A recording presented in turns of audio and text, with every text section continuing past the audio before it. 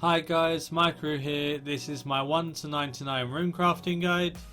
In this guide I speak about tons of different methods, focusing on a lot of useful items and either rune crafting through the abyss or runespan. The path you take is up to you, and I speak about both paths. I'll be speaking about a lot of different methods and even one that can get up to 180k XP per hour. Like always, there'll be timestamps in the descriptions, so if you need to skip to a certain part, or you don't care about the abyss and just want runespan, or don't care about runespan and only want the abyss, then in the description just click the timestamp you need and it will take you directly there. Also, you guys voted on this guide in the straw poll, so there'll be another straw poll in the description for you guys to vote on the next 1 to 99 guide I do on this channel. Thanks for all the votes that you sent in, and I hope this runecrafting guide is what you wanted. So let me know what you want next out of the choices, and that will be in the description.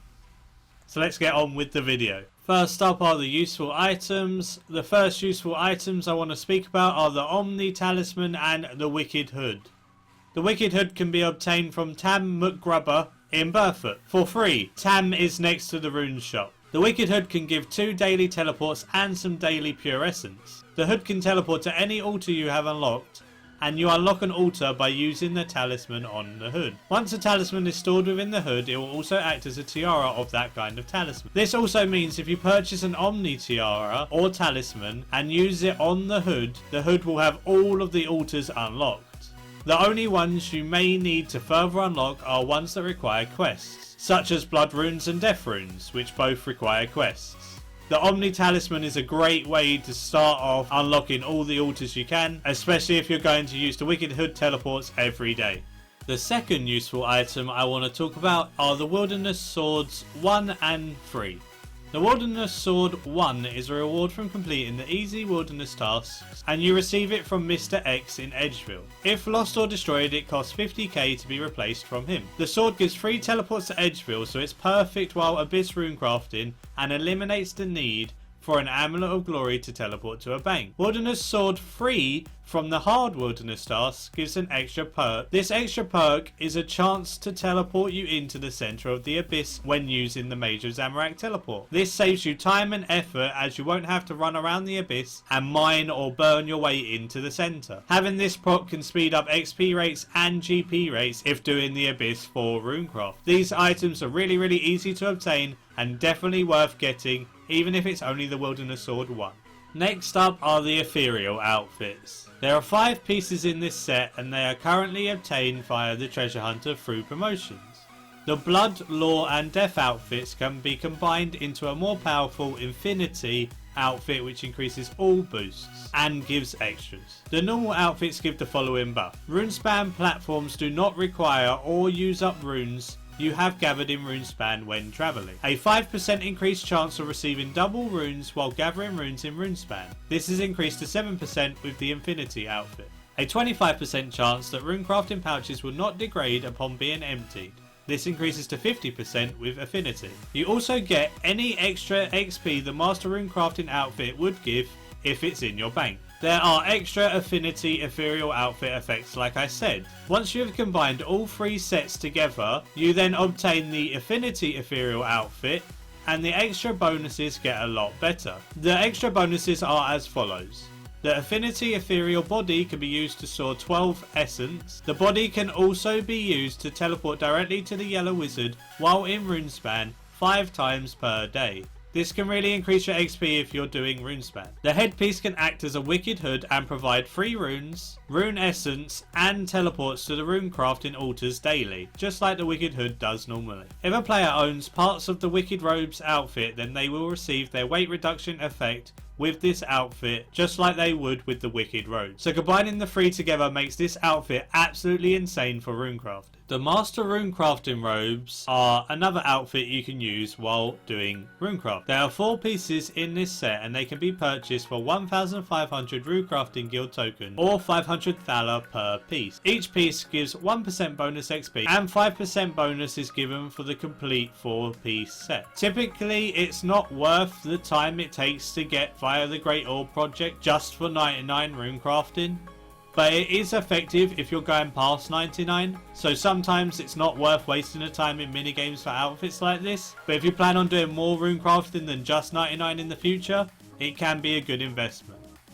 Next up we have runecrafting pouches. You can get runecrafting pouches at different levels, and the higher the level the bigger the pouch you unlock will be. At level 1 you can have a small pouch which holds 3 essence. At level 25 you can also get a medium pouch that holds another 6 essence. At level 50 you can get a large pouch which holds 9 essence. At level 75 you can get a giant pouch that holds 12 essence. And at level 90 you can get a massive pouch that holds 18 essence. This means if you have all the pouches you can get 48 extra essences per inventory just from pouches. The small pouch can be obtained freely after the mini quest from the Major Zamorak and reclaimed from the Dark Mage at the centre of the Abyss where you repair your pouches. The medium pouch can be obtained free from Wizard Korvac at the Runecrafting Guild, or as drops from the creatures inside the Abyss. Large and giant pouches can be bought from the Wizard Korvac, or also as a drop from the creatures inside the Abyss. Massive pouches are bought for 1000 runespan points and cannot be repaired at the Dark Wizard like all of the others can be. All of the pouches from small to giant can be repaired at the Dark Wizard in the middle of the Abyss. Next up we have some summoning familiars. If you have the summoning level for any of the familiars below, then I would definitely advise using them. They can be saved in the same loadout to increase your XP per hour quite a lot with minimal effort, the Abyssal Titan especially. At level 54 you can use an Abyssal Parasite which can hold 7 extra essence. At level 62 you can use an Abyssal Lurker that can hold 12 extra essence. And at level 93 you can use an Abyssal Titan which gives 20 extra essence, which is just absolutely insane. Alongside having every single pouch, that would give you 68 extra essence, which means you're doing so many more than just a normal standard inventory worth of S. The last useful item I want to talk about is the Demonic Skull using the Abyss. When runecrafting through the Abyss, XP rates are a rate of 250%, but while using the Demonic Skull the XP rates through the Abyss are increased to 350% instead. This makes the Abyss the fastest way of training runecraft. The Demonic Skull costs 550k from the Major Zamorak, and when you die it will drop 500k in its place. The skull puts a 500k target above your head while you are running around. This increases the risk dramatically. Plus, it allows you to be attacked by anyone at any combat level. The Abyss also drains your prayer when you get teleported inside. This means you won't be able to protect item either. Use this item at your own risk. The XP can be worth the risk, but if you're low level and you can be PK'd by a high level, sometimes it's not just worth it if the high level's just going to one-shot you and take your 500k. So like I said, use it at your own risk. Starting off, levels 1 to 33, I would recommend Runespan, lower floor, siphoning all of the things you can. Typically you'll have to spend anywhere from 40 minutes to up to an hour here siphoning different nodes, prioritising the highest possible ones you can do for maximum XP gain. Runespan is typically an easy way to get the first levels in runecrafting before you can get on to crafting good runes for money and XP such as Nature's at 44. So I definitely recommend Runespan until 44. So prioritising the ones that you can do that will give you the most XP, and prioritising nodes more than the S creatures, as they will give more XP, and only do the S creatures when you need extra rune essence. So to get to the Runespan, all you need to do is get your Wicked Hood free from Burfoot, right click it, use the teleport to go to the top of Wizard's Tower. Once you're at the top of Wizard's Tower, you can then enter the low level Runespan portal. Although if you're a higher level, you can also enter the mid level Runespan portal on the other side.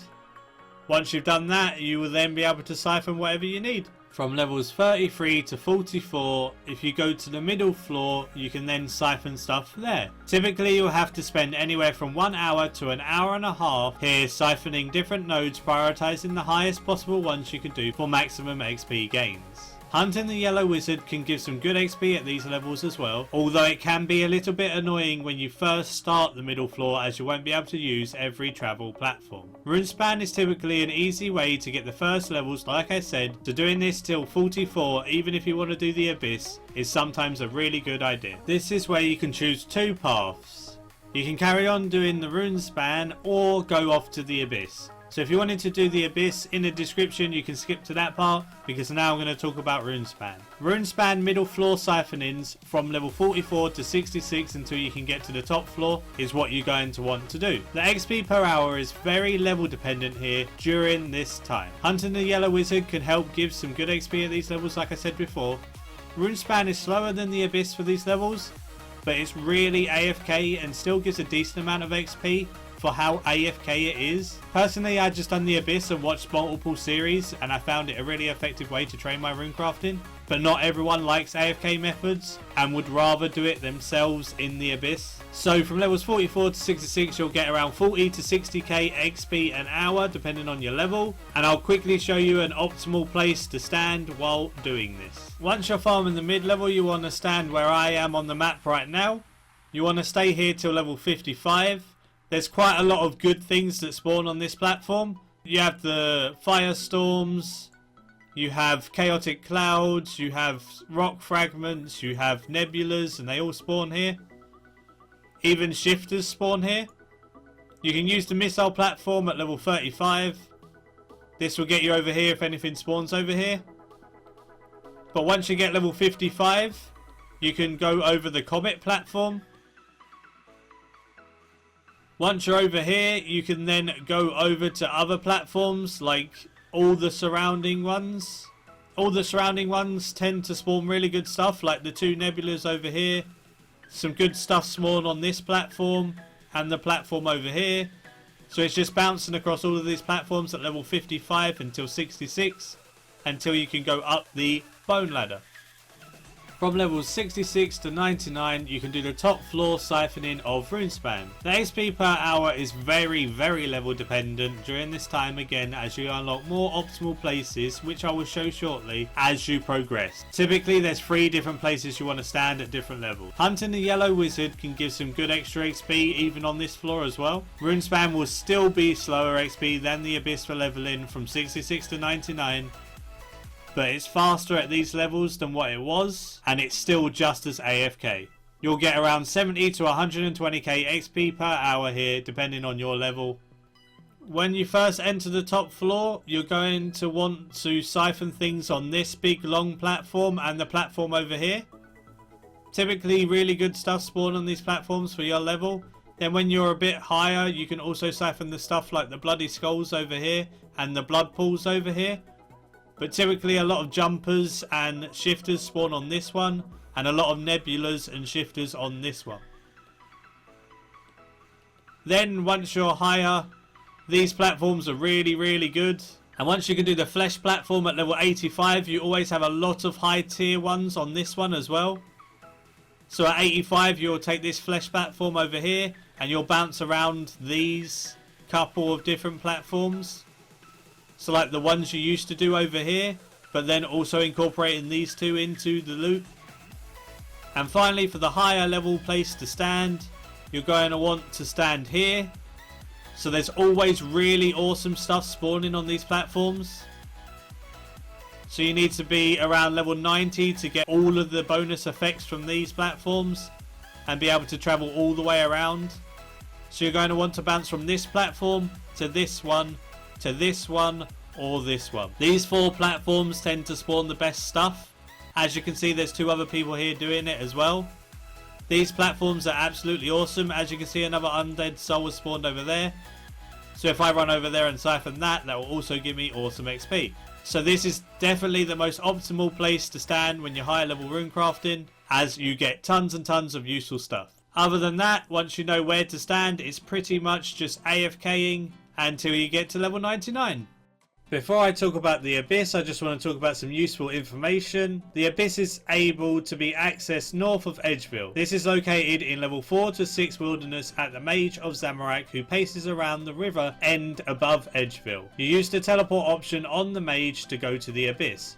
As you can see in the picture, the yellow line is normally the optimal way to run, but if you're expecting PKers, you can run the red way, and you have more chance of seeing the PKers and getting away just in case. The only requirement for this is that you need to complete the Abyss mini quest to get teleported inside. You start this mini quest at the Major Zamorak. If you haven't done the mini quest before, it requires Rune Mysteries quest to be completed so you can start the mini quest. I'll put a wiki link in the description for the mini quest. Other than that, there's no other requirements and we can get started. From levels 44 to 77 you can make nature runes. Single nature runes profit per hour is between 1.4 to 1.75 million GP an hour depending on your level. Nature runes XP per hour without demonic skull is around 75 to 80k XP an hour at this level, and nature runes XP per hour with the demonic skull is around 100 to 110k XP an hour at this level. These XP rates are judging that you can do it solidly for an hour and you do not get PK'd or any setbacks like that. You now have a couple of different paths. If you want to go through the GP route, from levels 59 to 91 you can do double cosmic runes through the abyss. Double cosmic runes profit per hour are around 2.4 to 3.4 million GP per hour depending on your level. Cosmic runes XP per hour without the demonic skull is only 55 to 85k XP per hour though. And the cosmic rune XP per hour with the demonic skull is 75 to 120k XP per hour depending on your level. So the cosmic runes are less XP than other methods, but the GP is absolutely insane, and if you wanted to go to the GP route then these would be the best things up until double natures at 91. If you care more about XP than GP, you can do blood runes at level 77 to 91 or even to 99. Blood runes through the abyss are 1.5 to 2.2 million GP profit per hour. Blood runes XP per hour without the demonic skull are 90 to 125k XP per hour. Blood runes XP per hour with the demonic skull are 135 to 180k XP per hour, which means at 90 plus these are literally the best XP in the game for runecrafting. Also, Moriatania Legs 2 from the Media Moriatana tasks give 10% chance of a second blood rune per essence. This means extra experience is granted when triggered, so it increases both GP and XP gains, giving you 10% more blood runes and 10% more XP theoretically. Obviously sometimes the XP could be more or less due to RNG, but typically it's a 10% boost. So definitely worth getting those if you're doing bloods. The last method through the abyss I want to talk about are double nature runes. Double nature runes profit per hour are absolutely insane. They're 3.4 to 3.8 million GP per hour and they're the fastest GP through runecrafting.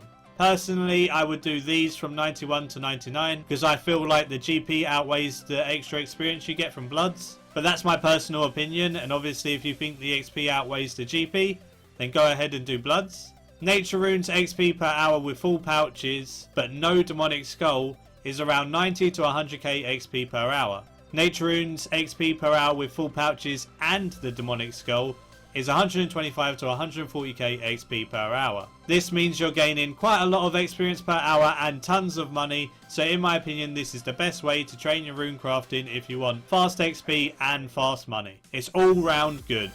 Thanks for watching guys, hope you enjoyed the video and the 1 to 99 guide. Give it a like if you enjoyed and subscribe if you're new for future content. You can join the friends chat Maikeru to come have a chat and see what's what with the community. Also, you can join the friends chat or message me in game if you want to join Goblin Slayers, which is my clan that's open to everyone and anyone. We've got a really nice big tight knit community building up and we're having clan events and doing some fun stuff together. If you'd like to be part of the action, then just give me a message in game and you're more than welcome to join. Also, the Discord is now open and the link to that will be in the description as well. But until next time, see ya.